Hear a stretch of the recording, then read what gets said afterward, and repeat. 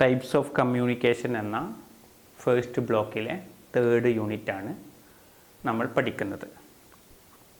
കമ്മ്യൂണിക്കേഷൻ്റെ ടൈപ്സുകൾ, അതിൻ്റെ വിവിധ ഇനങ്ങൾ ഏതൊക്കെയെന്നതാണ് നമുക്ക് പരിശോധിക്കാനുള്ളത്. കമ്മ്യൂണിക്കേഷൻ എന്ന ഒരു പഠന മേഖല ഈ അടുത്ത കാലത്താണ് യൂണിവേഴ്സിറ്റികളിലൊക്കെ അതൊരു അക്കാഡമിക് ഫീൽഡ് എന്ന രൂപത്തിൽ അംഗീകരിക്കപ്പെട്ടത്. അതിന് പല കാരണങ്ങളുമുണ്ട്. പ്രധാനമായും പുതിയ ചില പഠന മേഖലകൾ യൂണിവേഴ്സിറ്റികളിൽ ആരംഭിച്ചപ്പോൾ അങ്ങനെ പുതുതായി കടന്നു വന്ന പല പഠന മേഖലകളിലും അക്കാഡമിക് ഫീൽഡിലും പലപ്പോഴും അതിൻ്റെ അകത്ത് കടന്നു വരുന്ന ഒരു പ്രധാനപ്പെട്ട മേഖലയാണ് കമ്മ്യൂണിക്കേഷൻ എന്ന് പറയുന്നത്. അതുകൊണ്ട് തന്നെ കമ്മ്യൂണിക്കേഷൻ എന്നത് ഈ അടുത്ത കാലത്ത് യൂണിവേഴ്സിറ്റികളിലെ ഒരു പ്രധാനപ്പെട്ട ഒരു പഠന മേഖലയായി അംഗീകരിക്കപ്പെട്ടു എന്ന് നമുക്ക് കാണാൻ പറ്റും.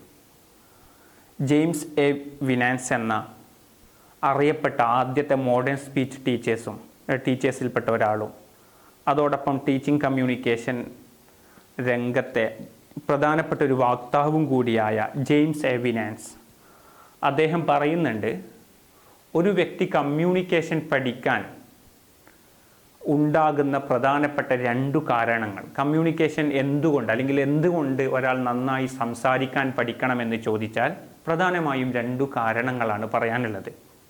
ഒന്ന്, increasing on chances of success. ഒരാൾ നന്നായി കമ്മ്യൂണിക്കേഷൻ ചെയ്യാൻ ഒരാൾക്ക് സാധിക്കുന്നുണ്ടെങ്കിൽ അതിൻ്റെ അർത്ഥം അദ്ദേഹത്തിന് വിജയിക്കാനുള്ള സാധ്യത കൂടുതലാണ് എന്നതാണ്.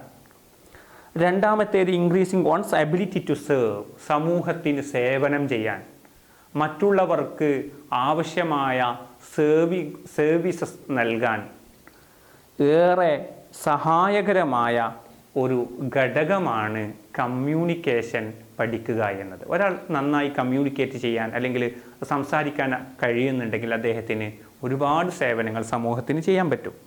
അപ്പോൾ ഈ 2 കാരണങ്ങളാൽ സംസാരിക്കാൻ പഠിക്കുക അല്ലെങ്കിൽ കമ്മ്യൂണിക്കേറ്റ് ചെയ്യാൻ പഠിക്കുക എന്നത് വളരെ പ്രധാനപ്പെട്ട ഒരു ഘടകമാണ് എന്ന് ജെയിംസ് എ വിനാൻസ് പറയുന്നുണ്ട്.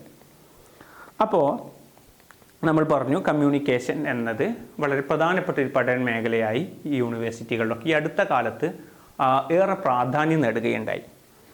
ഈ പാഠഭാഗത്ത് നമ്മൾ പഠിക്കുന്നത് ഡിഫറെൻറ്റ് കാറ്റഗറീസ് ഓഫ് കമ്മ്യൂണിക്കേഷനാണ്. കമ്മ്യൂണിക്കേഷൻ്റെ വിവിധ ഇനങ്ങളെക്കുറിച്ചാണ് ഈ പാഠഭാഗത്ത് നമ്മൾ പ്രധാനമായും പഠിക്കുന്നത്.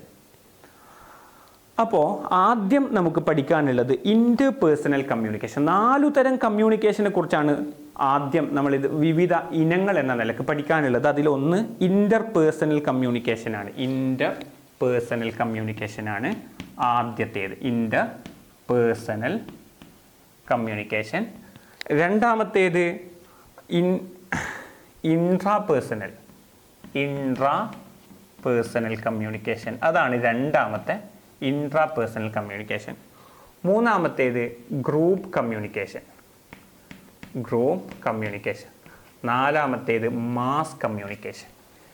ആദ്യമായി ഈ 4 തരത്തിലുള്ള കമ്മ്യൂണിക്കേഷനുകൾ ഏതൊക്കെയാണ്, അവ എന്താണ് വിശദീകരിക്കുന്നത്, അവയുടെ പ്രധാനപ്പെട്ട ഘടകങ്ങൾ എന്തൊക്കെയാണ് എന്നതാണ് നമുക്ക് പരിശോധിക്കാനുള്ളത്. അതിലാദ്യമായി നമ്മൾ ഇൻ്റർപേഴ്സണൽ കമ്മ്യൂണിക്കേഷനെ കുറിച്ച് നമുക്ക് പഠിക്കാം. എന്താണ് ഇൻ്റർപേഴ്സണൽ കമ്മ്യൂണിക്കേഷൻ എന്ന് പറഞ്ഞാൽ അതുകൊണ്ടുണ്ടാകുന്ന ആ ഒരു സ്കില്ല് നന്നായിട്ട് ഉണ്ടായാൽ അതുകൊണ്ട് നമുക്ക് ലഭിക്കുന്ന ബെനിഫിറ്റ്സ് എന്നൊക്കെയാണ് ആദ്യം പരിശോധിക്കുന്നത്. ഇൻ്റർപേഴ്സണൽ കമ്മ്യൂണിക്കേഷൻ എന്ന് പറഞ്ഞാൽ കമ്മ്യൂണിക്കേഷൻ ബിറ്റ്വീൻ 2 ഓർ മോർ എന്ന് പറയാം. 2 അതിലധികമോ ആളുകൾ തമ്മിൽ നടത്തുന്ന പരസ്പരം ഉള്ള കമ്മ്യൂണിക്കേഷൻ. ഞാൻ എൻ്റെ കൂട്ടുകാരനോട് സംസാരിക്കുന്നു, മുഖാമുഖം ഫേസ് ടു ഫേസ് സ്പീക്ക് ചെയ്യുന്നു. ഈ നടത്തുന്ന ടോക്ക് അതൊരു ഇൻ്റർപേഴ്സണൽ കമ്മ്യൂണിക്കേഷൻ എന്ന് പറയാം. അപ്പോൾ ഇൻ്റർപേഴ്സണൽ കമ്മ്യൂണിക്കേഷൻ എന്ന് പറഞ്ഞാൽ 2 അതിലധികമോ ആളുകൾ അവർ തമ്മിൽ ഷെയറിങ് ബിറ്റ്വീൻ 2, അങ്ങനെ പറയാം, 2 ആളുകൾ തമ്മിൽ അല്ലെങ്കിൽ അതിലധികമുള്ള ആളുകൾ തമ്മിൽ ഒരാശയം പരസ്പരം കൈമാറുമ്പോഴാണ് ഇൻ്റർപേഴ്സണൽ കമ്മ്യൂണിക്കേഷൻ എന്ന് പറയുന്നത്. അപ്പോൾ ഇൻ്റർപേഴ്സണൽ കമ്മ്യൂണിക്കേഷൻ എന്ന് പറഞ്ഞാൽ ഇനി തൊട്ടുടനെ നമ്മൾ ഇൻട്രാ പേഴ്സണൽ എന്ന മറ്റൊരു ഐറ്റം പറയാനുണ്ട്. ഇൻട്രാ പേഴ്സണൽ അത് സെൽഫ് ടോക്കാണ്. നമ്മൾ നമ്മോട് തന്നെ ആത്മകഥം പറയുക എന്നൊക്കെ പറയും. അതാണ് പിന്നീട് നമ്മൾ ഇൻട്രാ പേഴ്സണൽ എന്ന നിലയ്ക്ക് പിന്നീട് പഠിക്കാനുള്ള അടുത്ത ഇനം എന്ന് പറയുന്നത്. എന്നാൽ ഇന്റർപേഴ്സണൽ എന്ന് പറഞ്ഞാൽ രണ്ട് ആളുകൾ തമ്മിലുള്ള സംഭാഷണം, രണ്ട് വ്യക്തികൾ തമ്മിൽ പരസ്പരം നമ്മൾ നമ്മുടെ കൂട്ടുകാരോട് നടത്തുന്ന സംഭാഷണം ഇന്റർപേഴ്സണൽ കമ്മ്യൂണിക്കേഷൻ ആണ് എന്ന് മനസ്സിലാക്കുക.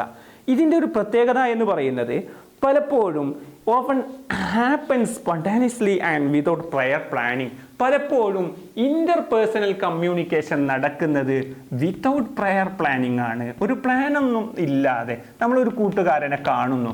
ആ കാണുന്ന സമയത്ത് നമ്മൾ നമ്മുടെ വിശേഷങ്ങളൊക്കെ പരസ്പരം കൈമാറുന്നു. ആ കൈമാറുന്ന സമയത്ത് നമ്മൾ പ്രീ പ്ലാനിഡായി ഞാൻ ഇങ്ങനെ സംസാരിക്കണം, അങ്ങനെ നേരത്തെ തന്നെ തയ്യാറാക്കി വെച്ചൊരു പ്ലാനിഡായ മാറ്റർ അല്ല പലപ്പോഴും ഇന്റർപേഴ്സണൽ കമ്മ്യൂണിക്കേഷനിൽ നമ്മൾ ഷെയർ ചെയ്യാറുള്ളത്. മറിച്ച് കാണുമ്പോൾ സന്ദർഭത്തിനൊത്ത് പുതിയ കമ്മ്യൂണിക്കേഷൻ ഇങ്ങനെ ആ ഒരു പ്രോസസ്സ് പ്രോഗ്രസ് ചെയ്യുന്നു എന്നതാണ് ഇവിടെ മനസ്സിലാക്കേണ്ടത്. അപ്പോൾ ഇന്റർപേഴ്സണൽ കമ്മ്യൂണിക്കേഷൻ എന്നത് വിതൗട്ട് പ്രയർ പ്ലാനിങ് ആയിട്ടാണ് പലപ്പോഴും നടക്കാറുള്ളത്. അതോടൊപ്പം ഫേസ് ടു ഫേസ് ആയിട്ടാണ് പലപ്പോഴും നടക്കാറുള്ളത് എന്നതുകൂടി ഓർത്തു വെക്കുക. അപ്പോൾ എന്താണ് ഇന്റർപേഴ്സണൽ കമ്മ്യൂണിക്കേഷൻ എന്ന് നമ്മൾ പറഞ്ഞു. നമ്മുടെ നിത്യജീവിതത്തിൽ ഇൻ എവരിഡേ കോൺവെർസേഷൻ, നമ്മുടെ നിത്യജീവിതത്തിലെ സ്ഥിരം സംഭാഷണങ്ങളിൽ ധാരാളമായി ഇന്റർപേഴ്സണൽ കോൺവെർസേഷൻ നടക്കാറുണ്ട്, കമ്മ്യൂണിക്കേഷൻ നടക്കാറുണ്ട് എന്ന് ഓർത്തു വെക്കുക. ഇനി നമുക്ക് പറയാനുള്ളത് having effective interpersonal communication skills can offer various benefits. ഒരാൾക്ക് നല്ല രീതിയിൽ ഇന്റർപേഴ്സണൽ കമ്മ്യൂണിക്കേഷൻ നടത്താനുള്ള സ്കില്ലുണ്ടെങ്കിൽ, ഒരു വ്യക്തിക്ക് നന്നായി ഇന്റർപേഴ്സണൽ കമ്മ്യൂണിക്കേഷൻ നടത്താനുള്ള സ്കില്ലുണ്ടെങ്കിൽ അദ്ദേഹത്തിന് ലഭിക്കുന്ന ഗുണങ്ങൾ എന്തൊക്കെയെന്ന് വൺ ബൈ വൺ ആയി നമുക്ക് അവിടെ പറയുന്നുണ്ട്. അതിലൊന്ന് enhancing your ability to connect with others and establish relationship.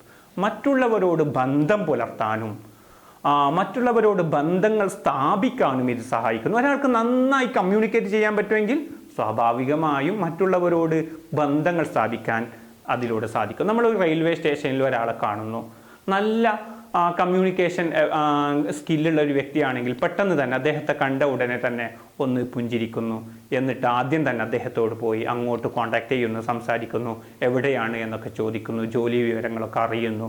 എന്നിട്ട് അതൊരു പെട്ടെന്ന് തന്നെ ഒരു ഫ്രണ്ട്ഷിപ്പിലേക്ക്, ഒരു നല്ലൊരു ബന്ധമായി, ആ ഒരു പെട്ടെന്ന് ചെറിയൊരു മീറ്റിങ്ങിൽ തന്നെ അവർ വലിയ അടുത്ത ബന്ധമുള്ളവരായി മാറുന്ന ഒരു സ്ഥിതി.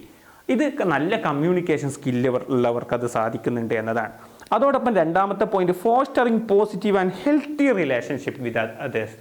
ഇങ്ങനെ ഉണ്ടാകുന്ന ബന്ധങ്ങളെ നല്ല ആരോഗ്യകരമായ ബന്ധം, ഇടക്കിടക്ക് പൊട്ടലും ചീറ്റലൊന്നും ഇല്ലാത്ത രൂപത്തിൽ നന്നായി കീപ്പ് ചെയ്യാൻ, ഒരു ആരോഗ്യകരമായ ബന്ധമായി അതിനെ മുന്നോട്ട് കൊണ്ടുപോകാൻ ഇത്തരം ഇന്റർപേഴ്സണൽ കമ്മ്യൂണിക്കേഷൻ സ്കില്ലുണ്ടെങ്കിൽ അത് സഹായിക്കുന്നു എന്നതാണ്. നമുക്ക് ഒരുപാട് ബന്ധങ്ങളുണ്ട്, നമ്മുടെ റിലേഷൻഷിപ്പ്, അവരോടൊക്കെയുള്ള നമ്മുടെ ഈ ഒരു ബന്ധം കീപ്പ് ചെയ്യുന്നതിലുള്ള എത്രത്തോളം നമുക്കത് നന്നായി ചെയ്യാൻ പറ്റുമോ എന്നത് നമ്മുടെ ഈ ഒരു കമ്മ്യൂണിക്കേഷൻ സ്കില്ലിനെ ബേസ് ചെയ്തിട്ടുള്ളതാണ് എന്നതാണ്.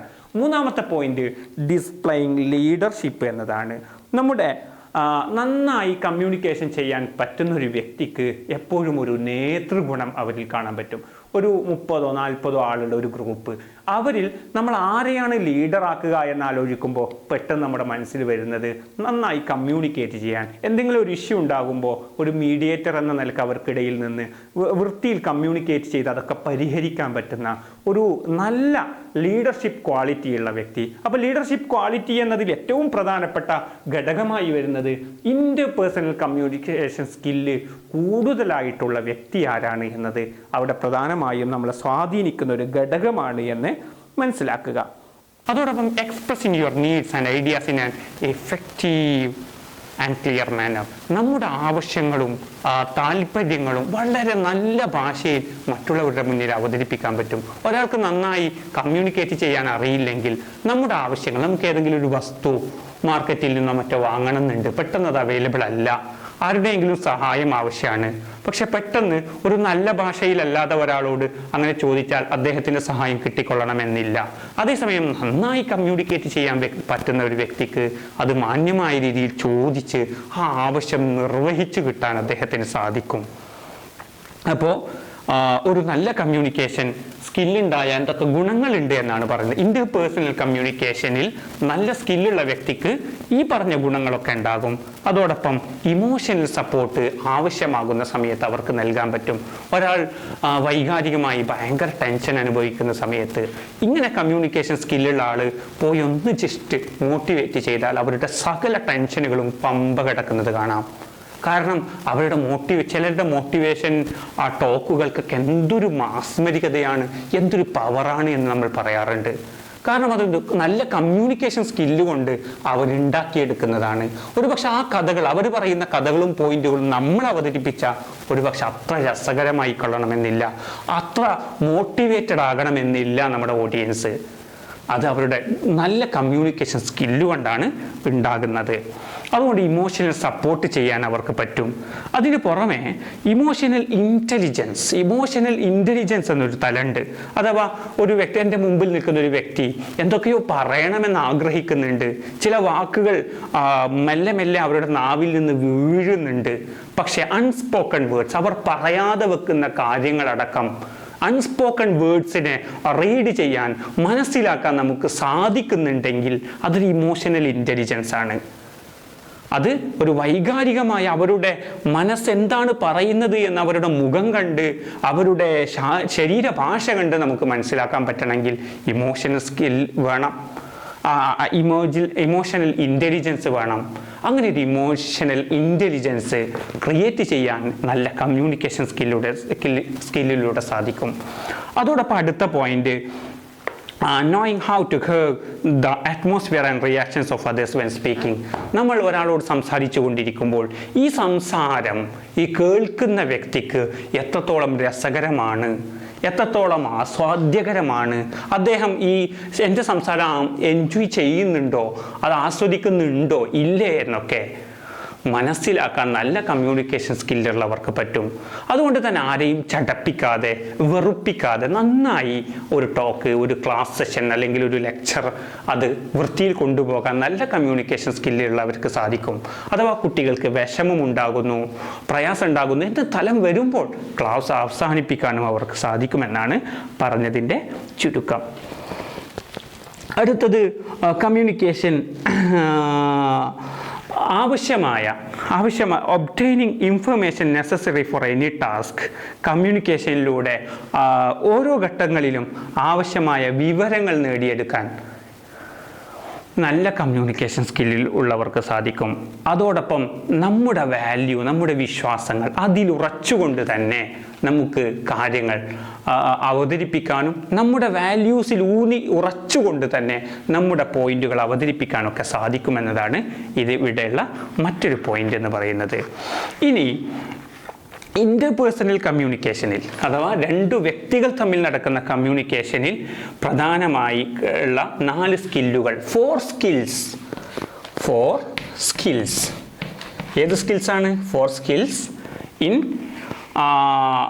that are important in interpersonal communication. Interpersonal communication അഥവാ രണ്ട് വ്യക്തികൾ തമ്മിലുള്ള അല്ലെങ്കിൽ രണ്ടിലധികം വ്യക്തികൾ തമ്മിലുള്ള പരസ്പരം ഉള്ള കമ്മ്യൂണിക്കേഷനിൽ ഏറ്റവും പ്രധാനമായും ഉണ്ടായിരിക്കേണ്ട 4 സ്കില്ലുകൾ.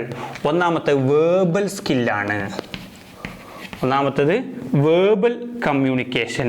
വേർബൽ കമ്മ്യൂണിക്കേഷൻ എന്ന് പറയുമ്പോൾ നമ്മുടെ ഭാഷകൾ മെരുക്കിയെടുത്ത്, രാഗിയെടുത്ത്, ഭംഗി ആക്കിയ അല്ലെങ്കിൽ കേൾക്കാൻ ആസ്വാദ്യകരമായ വാക്കുകളിലൂടെ നമ്മൾ കമ്മ്യൂണിക്കേറ്റ് ചെയ്യുമ്പോൾ ആളുകൾക്കത് കൂടുതൽ ആസ്വാദ്യകരമായി അനുഭവപ്പെടും. അതുകൊണ്ട് വേർബൽ കമ്മ്യൂണിക്കേഷൻ എന്നത് ഇന്റർപേഴ്സണൽ കമ്മ്യൂണിക്കേഷൻ ആവശ്യമായ ഒരു സ്കില്ലാണ് എന്ന് മനസ്സിലാക്കുക. മറ്റൊന്ന് non verbal skill. Non verbal ആയിട്ടുള്ള അഥവാ നോൺ വേർബൽ സ്കിൽ എന്ന് പറയുമ്പോൾ ഒരു കമ്മ്യൂണിക്കേഷൻ വളരെ ഇഫക്റ്റീവ് ആകണമെങ്കിൽ അവർ ആംഗ്യഭാഷ കാണിക്കുന്നു, ശരീരഭാഷ, കണ്ണുകൾ, അവരുടെ നെറ്റിത്തടങ്ങൾ, മുഖഭാവം, ഇതൊക്കെ അവരുടെ ഭാഷയോടൊപ്പം അവരുടെ ശരീരം ഒന്നടങ്കം സംസാരിക്കുന്നതായി കാണാം. അപ്പോൾ ഇത് നോൺ വേർബൽ സ്കില്ലാണ്. കേവലം ഒരു കാര്യം ഇങ്ങനെ ചടഞ്ഞിരുന്ന് ഒറ്റ നൃത്തത്തിൽ മുഖഭാവമൊന്നും മാറ്റാതെ ഒരു പക്ഷേ ഒഴുക്കോടുകൂടി പറഞ്ഞു തീർത്താൽ അത് അത്ര രസകരമായി കൊള്ളണമെന്നില്ല. ഒരു നല്ല കമ്മ്യൂണിക്കേഷൻ്റെ രീതി അല്ല അത്. അതുകൊണ്ട് തന്നെ നോൺ വേർബൽ സ്കില്ല് എന്നത് ഇന്റർപേഴ്സണൽ കമ്മ്യൂണിക്കേഷനിൽ പ്രധാനമാണ്. ഇന്റർപേഴ്സണൽ കമ്മ്യൂണിക്കേഷനിൽ പ്രധാനമായ 4 സ്കില്ലുകളിൽ ഒന്ന് verbal skill, 2 non verbal skill, മൂന്നാമത്തേത് ലിസണിങ് സ്കിൽ എന്നതാണ്. മൂന്നാമത്തേത് ലിസണിങ് സ്കിൽ, നന്നായി കേട്ടു മനസ്സിലാക്കാൻ പറ്റണം. കേൾക്കാൻ പറ്റിയാൽ പോരാ, കേൾക്കുക എന്നതും ലിസൺ ചെയ്യുക എന്നതും രണ്ടാണ്. കേട്ടാൽ മാത്രം പോരാ, ലിസൺ ചെയ്യുക എന്നതുകൂടി പ്രധാനമാണ്. നന്നായി കേൾക്കാൻ നമുക്ക് പറ്റണം. അതോടൊപ്പം നാലാമത്തത് ഇമോഷണൽ ഇൻ്റലിജൻസ് ആണ്.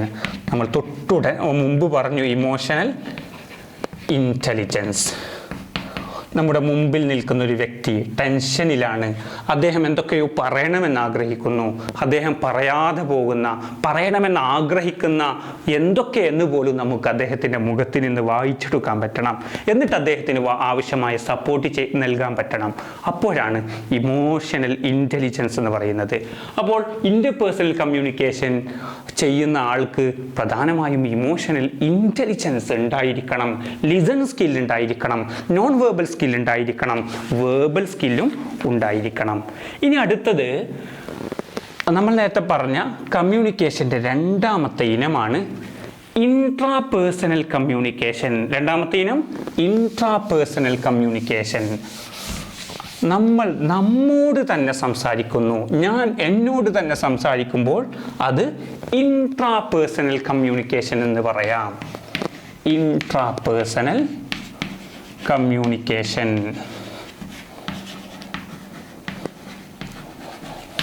ഇൻട്രാപേഴ്സണൽ കമ്മ്യൂണിക്കേഷൻ, നമ്മളോട് തന്നെ സംസാരിക്കുമ്പോൾ ഇൻട്രാപേഴ്സണൽ കമ്മ്യൂണിക്കേഷനാണ് നടക്കുന്നത്. സെൽഫ് ടോക്ക് എന്നാണ് ഇതിൻ്റെ മറ്റൊരു പേര്. സെൽഫ് ടോക്ക്, സ്വയം സംസാരിക്കുന്നു, ആത്മകഥം പറയുക എന്നൊക്കെ മലയാളത്തിൽ പറയും. പലപ്പോഴും നമ്മളൊരു ഡ്രൈവിംഗ് ചെയ്യുന്നു, ഒറ്റയ്ക്ക് സഞ്ചരിക്കുന്നു, നടന്നു പോകുന്നു, ഒറ്റയ്ക്കിരിക്കുന്നു. അത്തരം സന്ദർഭങ്ങളിലൊക്കെ വേറെ പണികളൊന്നുമില്ലാത്ത സമയത്ത് ഒറ്റയ്ക്ക് ഇങ്ങനെ സ്വയം ഏതെങ്കിലും ഒരു കോൺവേഴ്സേഷൻ പോലെ അപ്പം ഞാൻ തന്നെ എന്നോട് ഇങ്ങനെ സംസാരിച്ചു കൊണ്ടിരിക്കുന്ന സാഹചര്യം. ഇത്തരം സംസാരങ്ങൾ ഒരു പക്ഷേ ഒരാളുടെ ഏറ്റവും കൂടുതലായി നടക്കുന്ന കമ്മ്യൂണിക്കേഷൻ ഒരു പക്ഷേ ഇൻട്രാപേഴ്സണൽ കമ്മ്യൂണിക്കേഷൻ ആകാം. അതിനടക്കം സാധ്യതയുണ്ട്. നമ്മൾ കൂടുതലായി ചെയ്യുന്ന ഒരു കമ്മ്യൂണിക്കേഷനാണ് ഇൻട്രാപേഴ്സണൽ കമ്മ്യൂണിക്കേഷൻ എന്ന് പറയുന്നത്. ആ ഭാഗത്ത് ലിയോണാർഡ് സ്ലെഡ്സ്കി പറയുന്ന കമ്മ്യൂണിക്കേഷൻ എക്സ്പെർട്ടാണ് അദ്ദേഹം പറയുന്നുണ്ട് 8 basic components of the communication. കമ്മ്യൂണിക്കേഷൻ്റെ പ്രധാനപ്പെട്ട 8 ഘടകങ്ങളെക്കുറിച്ച് കൂടി ആ ടെക്സ്റ്റ് ബുക്കിലെ ആ ഒരു ഭാഗത്ത് കൊടുത്തിട്ടുണ്ട്. Source, receiver, message, channel, feedback, environment, context, interference എന്ന് പറയുന്നത് നമ്മൾ നേരത്തെ പറഞ്ഞ നോയിസ്, തടസ്സങ്ങൾ. അപ്പോൾ ഈ 8 ഘടകങ്ങൾ ഒരു കമ്മ്യൂണിക്കേഷനുമായി ബന്ധപ്പെട്ട പ്രധാനപ്പെട്ട ഘടകങ്ങളാണ് എന്ന് ഇടയിലൊന്ന് ആ പാഠഭാഗത്ത് കൊടുത്തിട്ടുള്ളത് കൊണ്ട് ഞാനൊന്ന് ആ ഭാഗം പറഞ്ഞു എന്നേ ഉള്ളൂ. അപ്പോൾ ഇൻട്രാപേഴ്സണൽ കമ്മ്യൂണിക്കേഷൻ എന്ന് പറയുന്നത് നമ്മോട് തന്നെ നടത്തുന്ന കമ്മ്യൂണിക്കേഷനാണ്. അടുത്ത മൂന്നാമത്തെ കമ്മ്യൂണിക്കേഷൻ ഗ്രൂപ്പ് കമ്മ്യൂണിക്കേഷൻ. കൂട്ടങ്ങളായിട്ടുള്ള കമ്മ്യൂണിക്കേഷനാണ് ഗ്രൂപ്പ് കമ്മ്യൂണിക്കേഷൻ എന്ന് പറയുന്നത്. ഗ്രൂപ്പ് കമ്മ്യൂണിക്കേഷൻ എന്ന് പറയുമ്പോൾ ശ്രദ്ധിക്കണം, ഗ്രൂപ്പ് കമ്മ്യൂണിക്കേഷൻ അതൊരു പക്ഷേ സ്മോൾ ഗ്രൂപ്പാകാം, ലാർജ് ഗ്രൂപ്പുകളാകാം. ഈ രൂപത്തിലൊക്കെ ഗ്രൂപ്പ് കമ്മ്യൂണിക്കേഷനുകൾ നടക്കാറുണ്ട്. ഗ്രൂപ്പ് കമ്മ്യൂണിക്കേഷൻ വിവിധ തരങ്ങളിൽ നടക്കാറുണ്ട്. അതാണ് ടൈപ്സ് ഓഫ് ഗ്രൂപ്പ് കമ്മ്യൂണിക്കേഷൻ. ഇനി ഗ്രൂപ്പ് കമ്മ്യൂണിക്കേഷൻ്റെ ടൈപ്സ് ആണ് അടുത്ത ഭാഗത്ത് കൊടുത്തിട്ടുള്ളത്. ഏതൊക്കെ ടൈപ്പ് ഗ്രൂപ്പ് കമ്മ്യൂണിക്കേഷൻ നടക്കാറുണ്ട്? വളരെ സിമ്പിളാണത്, ഒന്ന് ഓർത്തു വെക്കണമെന്നേ ഉള്ളൂ. പലപ്പോഴും വേർബൽ ഗ്രൂപ്പ് കമ്മ്യൂണിക്കേഷൻ നടക്കാറുണ്ട്. വേർബൽ ഗ്രൂപ്പ് കമ്മ്യൂണിക്കേഷൻ എന്ന് പറയുമ്പോൾ നമ്മൾ 4-5 പേരിരുന്ന് അല്ലെങ്കിൽ കുറച്ചധികം ആളുകൾ ഒരുമിച്ചിരുന്ന് സംസാരിക്കുന്നു. കൂട്ടുകാരൊരുമിച്ചിരുന്ന്, പഴയ ക്ലാസ്മേറ്റ്സുകൾ ഒരുമിച്ചിരുന്ന്, അല്ലെങ്കിൽ കുടുംബാംഗങ്ങൾ ഒരുമിച്ചിരുന്ന്, ഫാമിലി അംഗങ്ങളൊക്കെ ഒരുമിച്ചിരുന്ന് നടത്തുന്ന സംസാരങ്ങൾ വേർബൽ ഗ്രൂപ്പ് കമ്മ്യൂണിക്കേഷൻ്റെ ഉദാഹരണമാണ്. ഒരുപക്ഷെ പവേർഡ് ബൈ ടെക്നോളജി എന്നതാണ് രണ്ടാമത്തേത്. ഒന്നാമത്തെ ഗ്രൂപ്പ് കമ്മ്യൂണിക്കേഷൻ്റെ ഉദാഹരണങ്ങളാണ് കേട്ടോ ഇനങ്ങളാണ് പറയുന്നത്. ഒന്ന് വേർബൽ ഗ്രൂപ്പ് കമ്മ്യൂണിക്കേഷൻ, രണ്ട് ടെക്നോളജി പവേർഡ് ഗ്രൂപ്പ് കമ്മ്യൂണിക്കേഷൻ. എന്താണ് രണ്ടാമത്തത്? ടെക്നോളജി പവേർഡ് ഗ്രൂപ്പ് കമ്മ്യൂണിക്കേഷൻ അല്ലെങ്കിൽ powered by technology. Technology powered group communication നിലവിലെ ടെക്നോളജികൾ ഉപയോഗിച്ചുകൊണ്ട് നമ്മൾ വാട്സപ്പിലൂടെ ഗ്രൂപ്പ് കോൾ ചെയ്യുന്നു, സൂം മീറ്റ് നടത്തുന്നു, ഗൂഗിൾ മീറ്റിലൂടെ പരസ്പരം ഒരുമിച്ച് കൂടുന്നു, ഗ്രൂപ്പ് ഡിസ്കഷനാണ് നടക്കുന്നത്. അതിൻ്റെ ചാനൽ എന്ന് പറയുന്നത് ടെക്നോളജി ആണ് എങ്കിൽ powered by technology group communication എന്ന് പറയാം. ഓൺലൈൻ മീറ്റിങ്ങുകൾ, വെബിനാറുകളൊക്കെ ഈ ഒരു തരത്തിൽ നമുക്ക് പറയാൻ പറ്റും. ഇനി നോൺ വേർബലായ കമ്മ്യൂണിക്കേഷനുകളുണ്ട്. നോൺ വേർബൽ എന്ന് പറയുമ്പോൾ നമുക്കറിയാം പലപ്പോഴും ട്രാഫിക് ലൈറ്റ്സുകൾ, നമ്മളൊരു വലിയ ടൗണിലെത്തിയാൽ, ഒരു സിറ്റിയിലെത്തിയാൽ ഒരുപാട് നൂറുകണക്കിന് അല്ലെങ്കിൽ ആയിരക്കണക്കിന് വാഹനങ്ങൾ വിവിധ ദിക്കുകളിലേക്ക് സഞ്ചരിക്കുന്നവരാകാം. പക്ഷേ എല്ലാം അവരുടെ ലക്ഷ്യത്തിൽ ഒരേ സമയത്ത് പോയ അപകടം ഉണ്ടാകാൻ സാധ്യതയുണ്ട്. അതുകൊണ്ട് കൃത്യമായി അതിനെ കൺട്രോൾ ചെയ്യുന്ന കൺട്രോൾ ലൈറ്റ്സുകൾ ഉണ്ടാകും. റെഡ് ലൈറ്റ് കണ്ട ഇപ്പം നിങ്ങൾ ഈ ഭാഗത്തുള്ള ഒരു വാഹനം അവിടെ നിർത്തണം, ഇപ്പം ഗ്രീൻ ലൈറ്റ് കണ്ടാൽ ഇപ്പം ഇവർക്ക് വണ്ടി എടുത്ത് പോകാം. ഇങ്ങനെ വലിയൊരു സമൂഹത്തിന് നോക്കൂ, ആയിരക്കണക്കിന് വാഹനങ്ങൾക്കകത്തുള്ള ഡ്രൈവർമാർക്ക് ഒരേ സമയം അറ്റ് എ ടൈം എന്ന രൂപത്തിൽ സന്ദേശങ്ങൾ കൈമാറുന്നു. നോൺ വേർബലായിട്ടാണത്, ഒരു ലൈറ്റിലൂടെയാണ് സന്ദേശം കൈമാറുന്നത്. നിങ്ങൾക്ക് പോകാറായിട്ടില്ല, ഇനി 1 മിനിറ്റ് ബാക്കിയുണ്ട്. അപ്പോൾ തൊട്ടടുത്തുള്ള നിരയിലുള്ള ആളുകളോട് നിങ്ങൾക്കിപ്പോൾ പോകാം എന്ന സന്ദേശം ഈ പച്ച ലൈറ്റിലൂടെ കൊടുക്കുന്നു. ഇത് നോൺ വേർബൽ ഗ്രൂപ്പ് കമ്മ്യൂണിക്കേഷനാണ്. ഗ്രൂപ്പ് കമ്മ്യൂണിക്കേഷനാണ്, വലിയൊരു ഗ്രൂപ്പിനെയാണ് അഭിസംബോധന ചെയ്യുന്നത്. അപ്പോൾ തന്നെ നോൺ വേർബൽ കമ്മ്യൂണിക്കേഷനാണ്. അടുത്തത് നോക്കൂ, in person communication. In person communication എന്ന് പറയുന്നത് ഫേസ് ടു ഫേസ് കോൺവെർസേഷനാണ് between individuals without the use of technology. ടെക്നോളജിയൊന്നും ഉപയോഗിക്കാതെ നടത്തുന്ന സുഹൃത്തുക്കളുടെയൊക്കെ മീറ്റിങ്ങുകളെ, വളരെ ആത്മബന്ധം പുലർത്തുന്ന രണ്ടാളുകൾ തമ്മിലുള്ള സംസാരത്തെ അല്ലെങ്കിൽ കമ്മ്യൂണിക്കേഷനെ ഇൻ പേഴ്സൺ ഗ്രൂപ്പ് കമ്മ്യൂണിക്കേഷൻ എന്ന് പറയാം. ഇൻ പേഴ്സൺ ഗ്രൂപ്പ് കമ്മ്യൂണിക്കേഷൻ എന്ന് പറയാം. വളരെ ആത്മബന്ധം പുലർത്തുന്ന ആളുകൾ തമ്മിൽ നടത്തുന്ന കമ്മ്യൂണിക്കേഷനാണിത്. അടുത്തത് വേർച്വൽ കമ്മ്യൂണിക്കേഷനാണ്. അഞ്ചാമത്തത് വേർച്വൽ ഓൺലൈനായിട്ടുള്ള കമ്മ്യൂണിക്കേഷനാണ്. ഓൺലൈനായി രണ്ടുപേരും ഓൺലൈനിൽ വന്ന് വെബിനാറുകൾ ഇതിൻ്റെ ഉദാഹരണമായി കൂടി നമുക്ക് പറയാൻ പറ്റും. സെമിനാറുകളുടെ ഒരു ഓൺലൈൻ വേർഷനാണത്. അടുത്തതായി നമുക്ക് പഠിക്കാനുള്ളത്, നമ്മൾ ഇന്റർപേഴ്സണൽ പറഞ്ഞു, ഇൻട്രാ പേഴ്സണൽ പറഞ്ഞു, ഗ്രൂപ്പ് കമ്മ്യൂണിക്കേഷൻ പറഞ്ഞു. അടുത്തത് എന്താണ്? Mass communication. നമ്മുടെ പാഠപുസ്തകത്തിൻ്റെ പേരിലടക്കം മാസ് കമ്മ്യൂണിക്കേഷൻ എന്ന് കാണാം അല്ലേ? അടുത്തത് മാസ് കമ്മ്യൂണിക്കേഷൻ. മാസ് കമ്മ്യൂണിക്കേഷൻ എന്ന് പറഞ്ഞാൽ മാസ്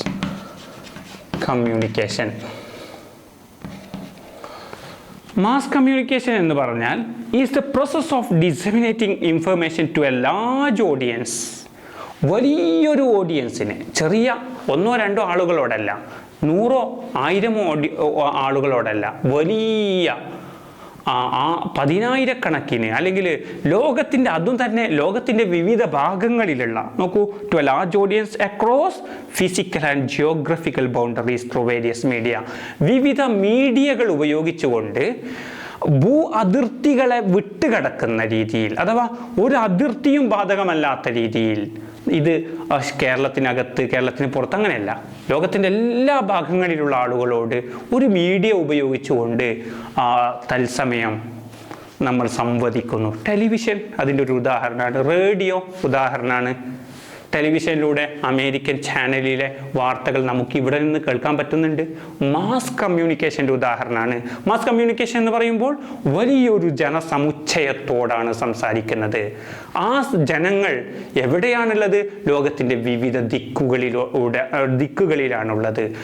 അതിർത്തികൾ ഭേദിച്ച്, ഭൂമിയുടെ അതിർത്തികൾ ഭേദിച്ച് വലിയൊരു ഓഡിയൻസിനോട് ഒരു മീഡിയം ഉപയോഗിച്ചുകൊണ്ട് സംവദിക്കുമ്പോൾ, കമ്മ്യൂണിക്കേറ്റ് ചെയ്യുമ്പോൾ അത്തരം കമ്മ്യൂണിക്കേഷനെ മാസ് കമ്മ്യൂണിക്കേഷൻ എന്ന് നമുക്ക് വിളിക്കാൻ പറ്റും. അതിൻ്റെ ഉദാഹരണമാണ് ഇപ്പോൾ പറഞ്ഞതുപോലെ വീഡിയോ, റേഡിയോ, ടെലിവിഷനൊക്കെ അതിൻ്റെ ഉദാഹരണങ്ങളാണ്. മാസ് കമ്മ്യൂണിക്കേഷനെ നമുക്ക് നാലായി തിരിക്കാൻ പറ്റും. മാസ് കമ്മ്യൂണിക്കേഷനെ നമുക്ക് നാലായി തിരിക്കാൻ പറ്റും. അതിലൊന്ന് പ്രിൻ്റ് മീഡിയകളാണ്.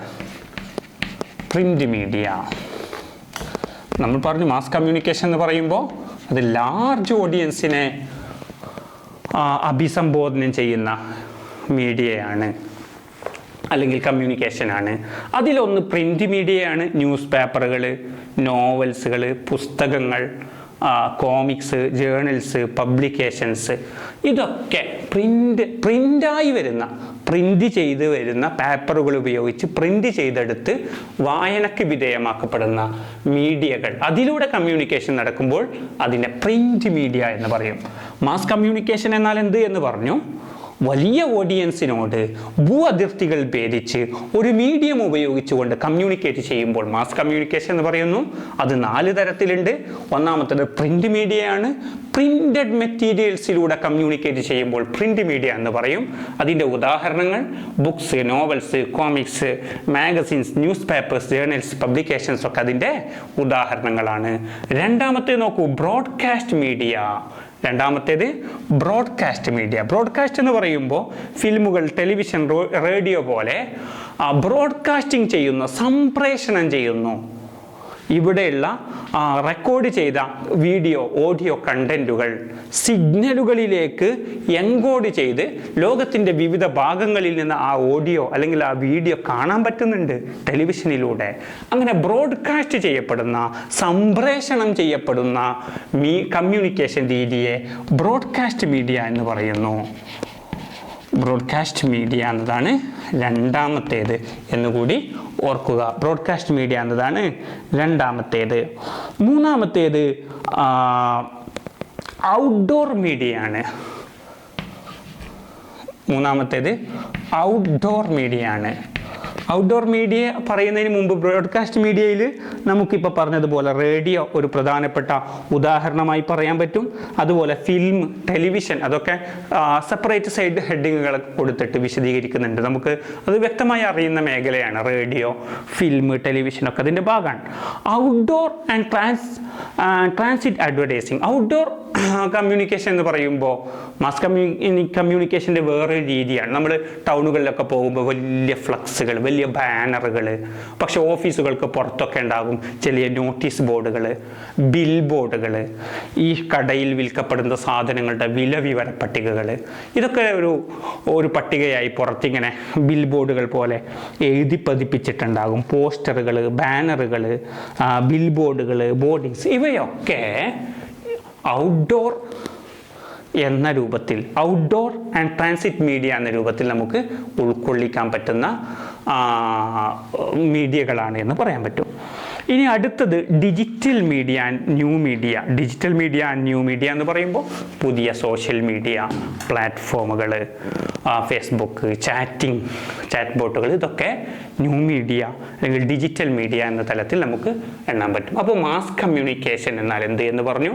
അതിൻ്റെ പ്രധാനപ്പെട്ട 4 ഇനങ്ങൾ: print media, broadcast media, outdoor media, അതോടൊപ്പം അടുത്ത് ഡിജിറ്റൽ മീഡിയ.